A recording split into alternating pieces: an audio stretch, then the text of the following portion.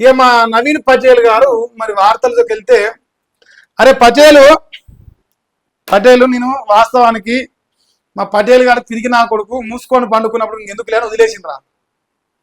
అరే లత్కోర్ మాలిగా ఆ బొత్సు లేనంతనే ఉందిరా, బొత్సున నువ్వు రారాదురా. ఆ బొత్సులో వానికే పోస్తుంది, వాడు నన్నేంద్ర వీకేది. ఆ పనికి మాల ఉత్సాహంతో వీడియో కొట్టిస్తే ఇప్పుడు నేనేమడుతుండ్రా పటేలు, ఇప్పుడు నీ పేపర్ ఉందిరా నవీన్ వీడు ఏమంటాను రా, ఈడ నీ పేపర్ వచ్చింది, నీ ముఖం వచ్చింది, నీ వాటా ఎంత అని అడిగినరా నవీను. ఆ లత్కోరు ఆ బొచ్చులేని కూడా వాడు పటేలే, మళ్ళా ఆ బొచ్చులేని నా కొడుకు పటేలే, ఈ రిపోర్ట్లు కొట్టే లుచ్చా నా కొడుకులు పటేల్లే, ఈ మలిగాడు పటేలే. అరే పటేలు నేను ఏమడుతుండ్రా, నీ లెక్కేంద్రని అడిగినరా. ఇంకా నాకేం మంచిగా వస్తాయిరా. ఆ లుచ్చా నా కొడుకు సమానం చెప్పాను దమ్ముంటే, లేకపోతే నువ్వు చెప్పు. ఈ బొచ్చులేని నా కొడుకులు రెచ్చిపోతా ఉంటే నేను ఇంకా గట్టిగా రెచ్చిస్తా. మరి ఎందుకు వండుకుర్రా కొడుకులారా నిన్నమన్నా? నేను అడిగానే ఉన్నారు కదా, సై అంటే సై అని చూసుకుందానే చెప్తిని. మళ్ళీ కొద్దిగా నా కొడుకు మూసుకొని పండుకున్నది మీరు, దీని పని అనరా. మీరు వంతనే కదా నేను వదిలేసింది. లఫుట్ నా కొడుక, నేను ఈ రోజు కూడా అడుగుతుండ్రా, నా పాయింట్ క్లియరు. ఈ రాష్ట్రంలో ముదిరాజులు 50 లక్షలు పైన ఈ లఫ్కోర్ గాడు చెప్పిండు, నవీన్ గాడు. అరే నవీను నేనేమడుగుతుండ్రా నేను, మరి నీ మున్నూరు కాపుల వాటా ప్రకారం నీ రాజ్యాధికార పార్టీలో నువ్వు 4వసారి అధ్యక్షుని కావాలరా. ముందర పూట 3 కులాలు ఉన్నాయిరా, ముదిరాజులు 50 లక్షలు అని నువ్వు అంటున్నావు, నేనైతే అంత చెప్తలేను. నేను 26 లక్షలు ముదిరాజులు అంటానా, 21 లక్షలు యాదవులు అంటానా, 16 లక్షలు గౌడలు అంటానా, 13 లక్షలు మున్నూరు కాపులు అంటానా. ఇంతమందిలో మరి ఏంది రా, మేము అందరూ అవలగానమ్మా మౌచ్చలాగి నువ్వు అధ్యక్షుని అవుతాను కానీ అడిగిన వాటా ప్రకారం. లత్కోరు నా కొడుకు, ఆ బొచ్చులేదు నా కొడుకు సమాధానం తెలియదు, వాడిని తెలియలేదు, నాకు బొచ్చు లేదు. నువ్వే వీకలేకపోతున్నావు, వాడు వీక్తాడు. నుచ్చనా కొడుక ఏదిరా మరి ఇలా బీసీలో వాటా ఏదిరా? లత్కోర్ మల్లిగా ఏది నువ్వు చూపి. ఇప్పుడు ఈడు పటేలేనా, ఈడు పటేల్ బొమ్మ వేసుకుని పటేల్ వాడతా, ఈడ పటేల్ బొమ్మ వేసుకుని పటేల్ వాడతా. ఏడైనా బీసీలో సామాజిక న్యాయం అనిపిస్తుంది చెప్పు. సామాజిక న్యాయం ప్రకారం ఒక ముదిరాజు బిడ్డలు ముందర పెట్టి ముదిరాజు బిడ్డ వాడతీయాలి. అవునరా లత్కోరు నా కొడుకు, నువ్వు ఓనివి, నీ లెక్కెంత, నీ తలకాయలు ఎంత అంటున్నా నేను. నీ తలకాయలకు సమానం చెప్పురా. ఇగో మల్లేషు, నువ్వు కొడితే నా ఛానల్కి రిపోర్ట్లు కొడతావు, నన్ను ఒక్క అనిసివేస్తావు. నేను 10 ఛానళ్ళకు పోయి దండం పెట్టి ఇంటర్వ్యూలు చేస్తారా? 10 ఛానల్ ఇంటర్వ్యూ చేస్తా, అందరు కొడతారు రిపోర్ట్లు. మరి మీ అందరూ నిన్ను కొట్టలేవరా? మీ అందరూ నిన్ను కొట్టలేవా? పండబెట్టి సీరియల్ వస్తారా మల్లేషు? ఈ కుక్కలతోని, ఈ నవిలేసిన బొక్క తినే కుక్కలకు నీ సామాన్ చెప్తానరా?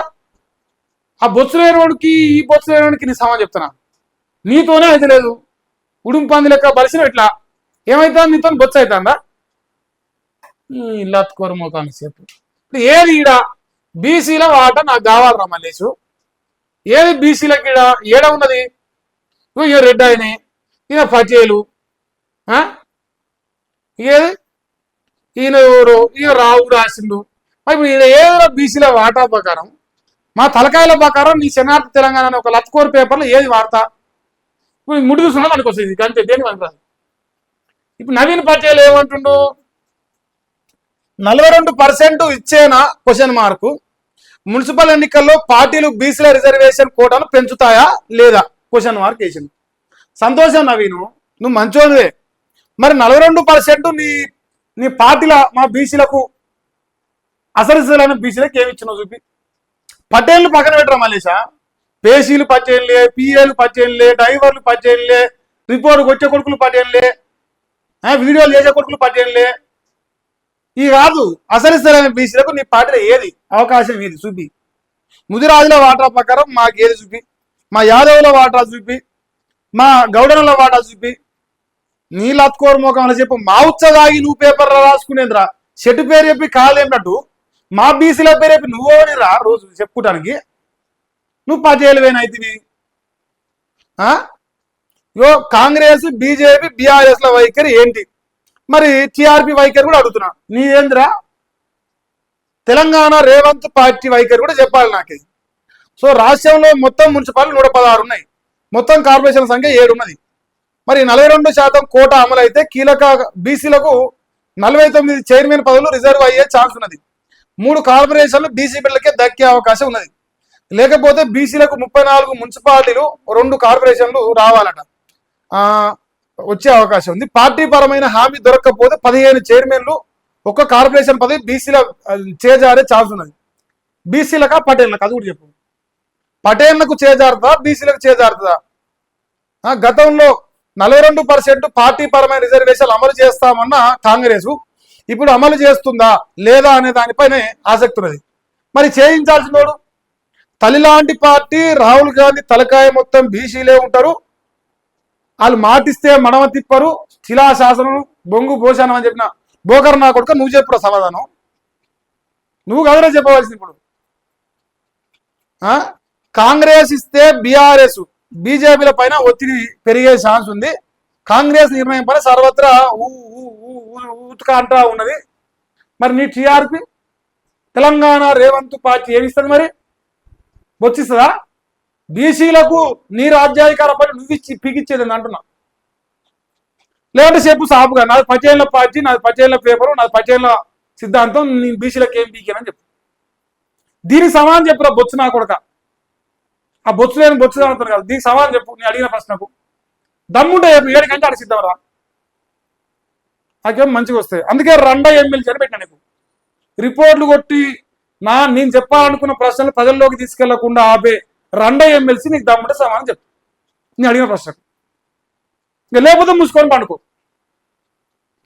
ఇంకెక్కువ వెళ్తే మరి సీరతోని వార్తలు చదివే రోజులు వస్తాయి. ఇంకా నీ కర్మ మళ్ళీ చెప్తాను కానీ వెనకకు పోయే రకం కాదు.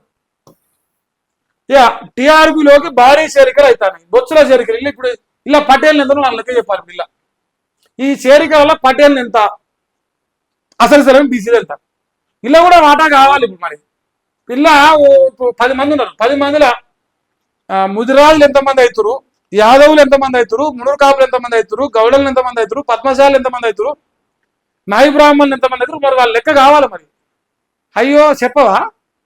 మంది అందరిది ఎంచినప్పుడు మనది కూడా ఎంచుకోవాలి కదా. మలేషా పటేలు జనగామ జిల్లాలో కాంగ్రెస్ బీఆర్ఎస్ షాక్ అయిందా?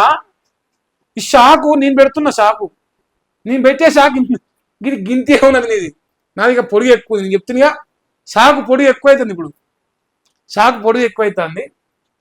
సో చింతపాటు మల్లేష్ సమక్షంలో జాయినింగ్ అయ్యారట పటేల్ సమక్షంలో. ఇది ఆరంభం మాత్రమే. పటేల్ చెప్తుండు మున్సిపల్ ఎన్నికల నాటికి అగ్రవర్ణ పార్టీలు ఖాళీ అవ్వడం ఖాయం అవుతాయి, పటేల్ పార్టీ ఫుల్ అవుతుంది. ఓ అగ్రవర్ణ పార్టీలకు వెళ్ళి ఇంకో అగ్రవర్ణ పార్టీలకు వస్తారా? రెడ్డోలు ఎరవోలు బాపనన్న పార్టీలకు వెళ్ళిపోయి పటేళ్ల పార్టీలకు వస్తారు. అంతేనా? అంతే కావచ్చు. సో రాజ్యాధికార పార్టీ జెండా కింద ఒకటవుదాం. తెలంగాణ రాజ్యాధికార పార్టీ అధినేత చింతపండు నవీన్ పటేల్ గారు కొడుకు